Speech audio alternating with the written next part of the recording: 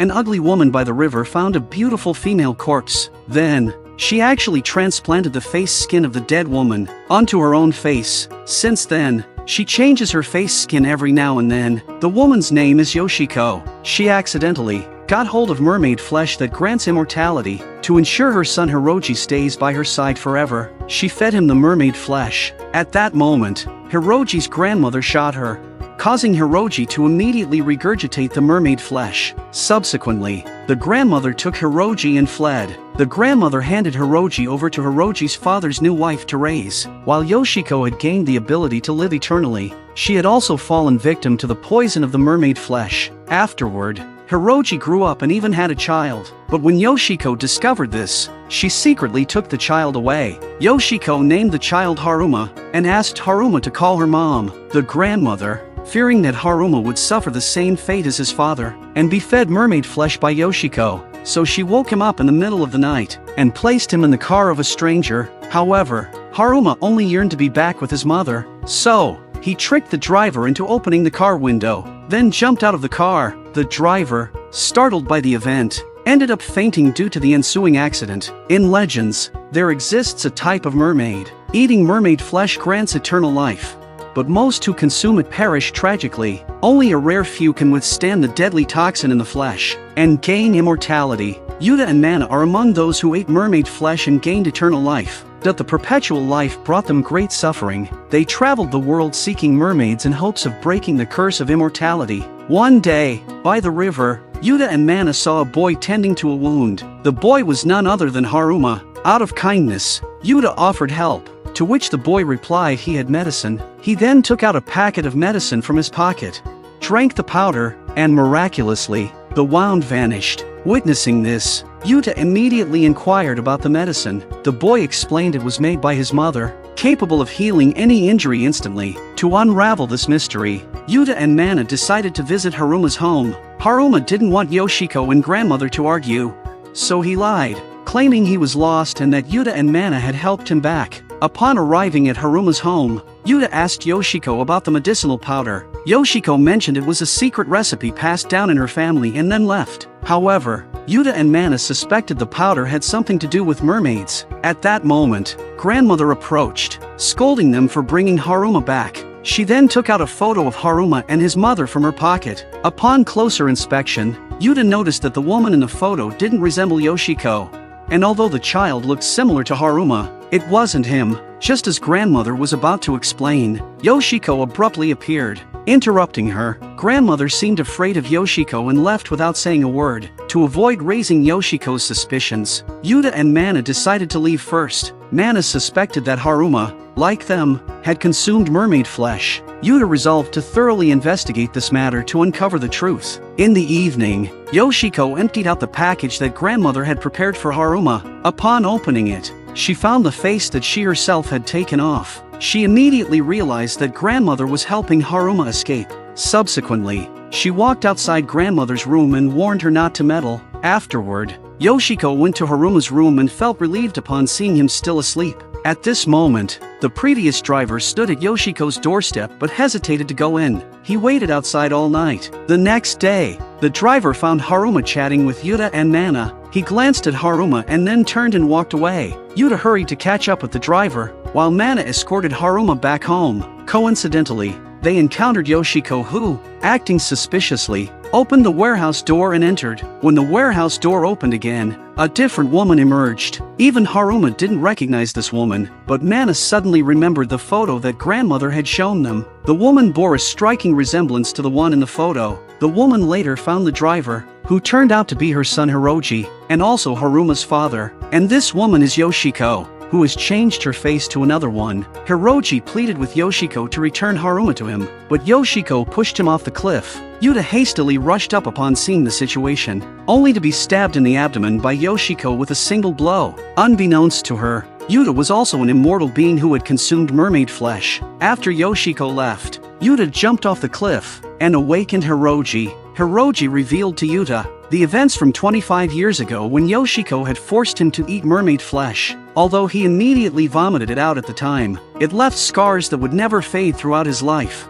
He can still grow old like a normal person, but today, when he saw his mother, he found out she looked exactly the same as she did 25 years ago when they separated. 8 years ago, Yoshiko suddenly appeared in front of him and took away his son who had just turned 2. He didn't know why his mother would do such a thing. At this moment, Mana had already entered the warehouse with Haruma. She found the clothes Yoshiko had worn when entering the warehouse, and upon inspecting them, discovered bandages and surgical tools stained with blood, along with a wooden box containing Yoshiko's face skin, which was elastic and warm. Yoshiko had returned to the warehouse by then and was holding Haruma captive. When Mana turned around, Yoshiko's axe was already coming down towards her. Haruma seized the opportunity to break free and stood in front of Mana. Seeing this, Mana quickly grabbed a small knife from behind and slashed Yoshiko's face as she approached. Trying to escape with Haruma, Mana was unexpectedly struck by Yoshiko with an axe. Enduring the pain, Mana managed to get Haruma out of the warehouse. Witnessing Mana's severe injuries, Haruma hurried back to fetch the medicine Yoshiko had prepared for him. At this point, Yoshiko had reverted to her original face skin. Haruma, upon seeing this, rushed over, embraced her, and informed Yoshiko about the presence of a bad woman at home, and everything that had just happened. Learning that Mana was still in the yard, Yoshiko instructed Haruma not to go outside, and assured him that she would save Mana, but Haruma was still worried that the bad woman would harm his mother and Mana, so he ran out with the medicine. However, he was stopped by grandmother, who snatched the medicine from his hands and poured it into the fish tank. The fish inside immediately underwent a transformation, turning into a monstrous creature with fangs in no time. Despite this, Haruma refused to believe that his mother would act in such a way. He pushed past grandmother, intending to go out and seek answers from Yoshiko. At that moment, Yoshiko was dragging Mana, intending to kill her.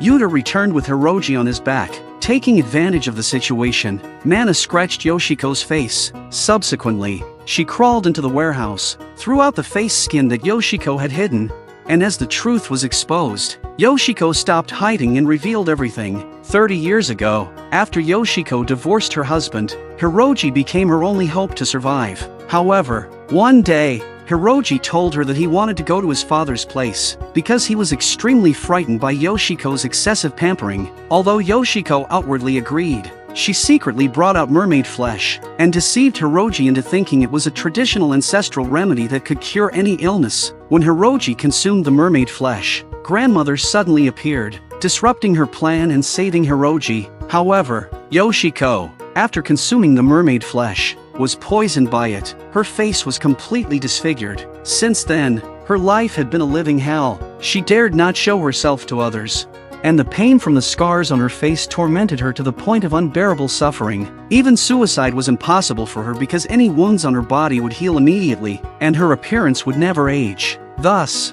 she had to live on with this hideous visage indefinitely. It wasn't until 8 years ago when she clandestinely brought Haruma back that she stumbled upon a female corpse by the riverside. This discovery sparked a crazy idea in her mind, to utilize her horrifying regenerative ability to transplant this face skin. At that moment, Haruma rushed over, unable to believe that the man in front of him was his father. Yoshiko instructed Haruma to come to her side, and when Yuta tried to stop Haruma, Yoshiko struck him down with an axe. Subsequently, Yoshiko led Haruma into the warehouse, originally planning to wait until Haruma was older before giving him the mermaid flesh.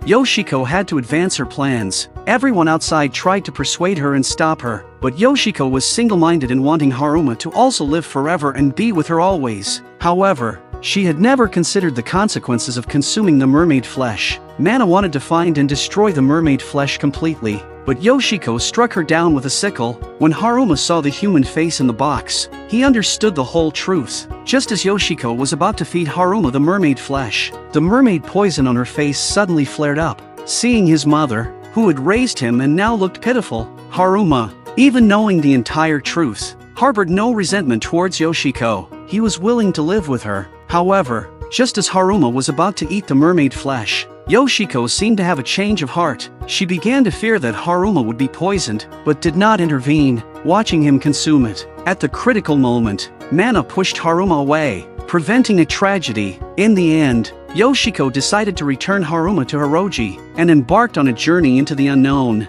disappearing into the hazy mist.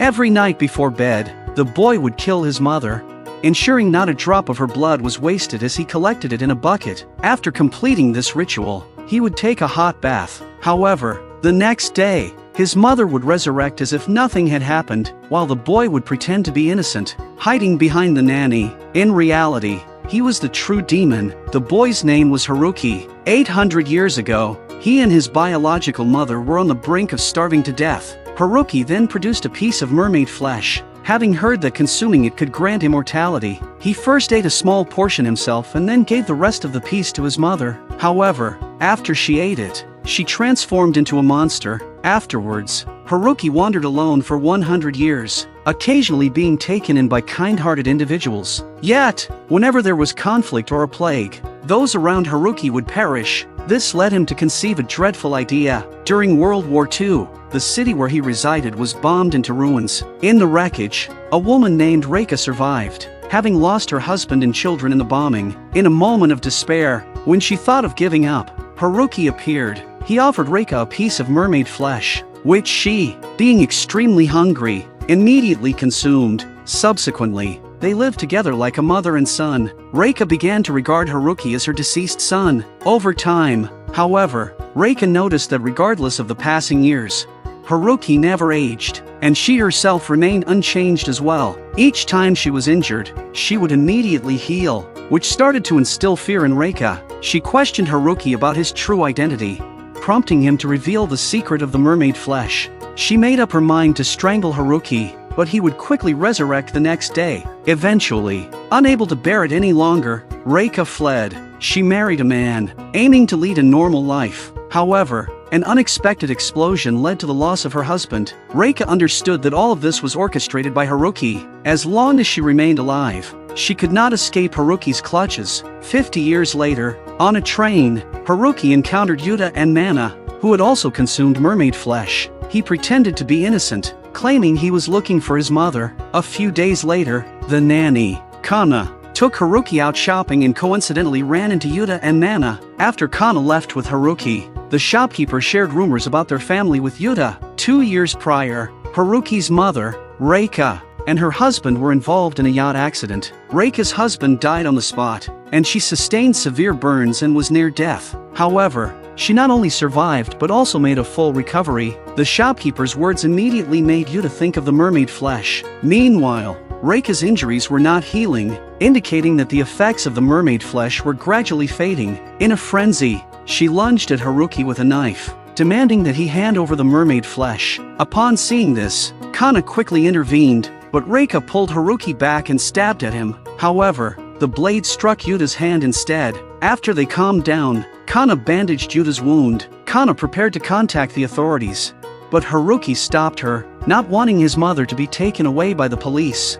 Later, Yuta went to Reika's room, unwrapping the bandages to show her his wound. He revealed that he had consumed mermaid flesh and had lived for 500 years. He also told Reika that mermaid flesh is highly poisonous, and consuming it could likely result in turning into a monster. Only a select few could achieve immortality from it. After hearing Yuta's words, Reika contemplated divulging everything to him, only to be interrupted by Haruki's sudden entrance. On the way back, Yuta was pondering over the events of the day, while Reika also realized that she had not fully obtained the ability for immortality. That was why her wound was taking so long to heal. She had to find mermaid flesh as soon as possible. Nanny Kana was about to get married. One evening, she found Reika and tendered her resignation. However, Haruki overheard this conversation and hurried back to his room. Shortly after, Kana arrived at his room to bid him farewell. Haruki, not wanting Kana to leave, quickly retrieved a piece of mermaid flesh and tricked Kana into consuming it. Without much thought,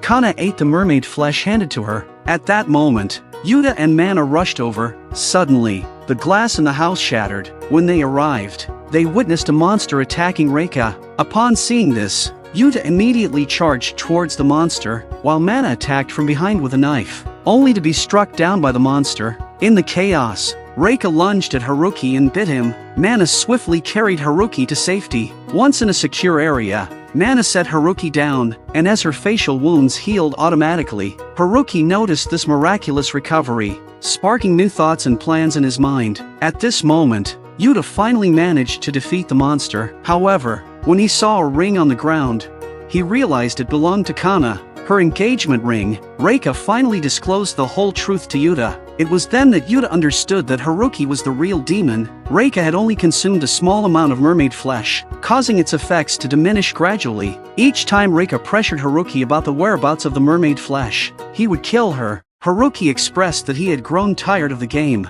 and stated that once Reika completely disappeared, he would just replace her with another mother. At the same time, Mana became Haruki's new target. He aimed to kill Yuta and possess Mana solely. Haruki took the initiative to find Yuta, and informed him that Reika had lost her value to him. He threatened to decapitate her and burn her head. Subsequently, he used a slingshot to injure Yuta. Yuta chased after Haruki, but was tripped by the steel balls Haruki scattered, almost having his throat cut by a wire that nearly severed it. Fortunately, he managed to brace himself in time. Yuta cornered Haruki, only for Haruki to produce a handgun the next moment, shooting Yuta in the abdomen. Enduring the pain, Yuta subdued Haruki, attempting to reason with him. However, Haruki took advantage and inserted his fingers into Yuta's eyes. Haruki informed him that he had been alive for 800 years, and Yuta had no right to lecture him. Haruki lifted an axe to decapitate Yuta, but due to its weight, he struck Yuta's back instead. Haruki then aimed the gun at Yuta, just as Mana rushed in and was shot down by Haruki. Haruki picked up the axe again and swung it towards Yuta's head, but Mana intervened just in time, using her arm to block the blow. Eventually, Mana passed out from loss of blood. Haruki entered Reika's room, deciding to let her live a bit longer. However, Reika was truly dead this time. Haruki doused the floor with gasoline, intending to burn them all in the mansion. Mana regained consciousness, dragged Yuta out, while Haruki drove away in a sports car. As the sun rose in the morning, Yuta's heart started beating again. At that moment, Mana couldn't hold back her tears. She feared Yuta might actually die, because eternal life was inherently painful. Her greatest fear was enduring the long years alone.